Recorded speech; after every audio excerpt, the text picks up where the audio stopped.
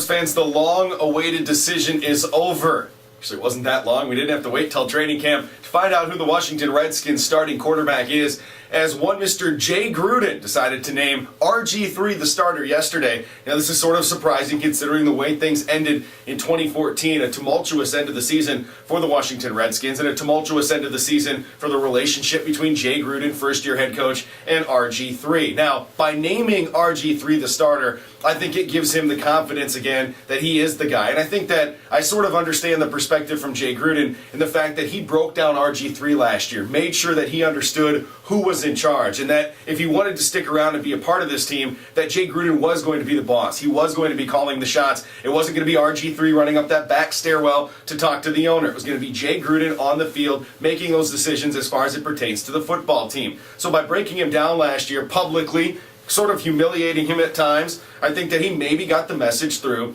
to RG3. Now, it's interesting, these two guys actually live right next to each other. They're in the D.C. area, so you probably figured they'd start to talk about things behind the scenes a bit more as the season concluded, and maybe they were able to mend some fences as far as the relationship is concerned, and that might have ultimately pursued, or pushed, this decision up a bit instead of letting it linger until training camp. Now, RG3 could certainly do some of the RG3 boneheaded moves he's done in the past in regards to talking about the teammates and doing some other things that he just needs to probably more focus on football to do those things. And that could revert to making a decision change as far as who the starting quarterback is. You have Kirk Cousins there on the roster. Colt McCoy is going to be a free agent, so he could walk. But as one of my good friends said, to where? I will think that we will find out sooner than later sort of how RG3 looks on the field with some of the OTAs and some of those things, as some of that stuff will leak out as far as his performance is concerned. But the decision early is an interesting one. I think I get it in a perspective of, we finally figured out who is boss in D.C. And I also get it from a perspective of making RG3 the starter so he has some confidence, because you're paying this guy a lot of money.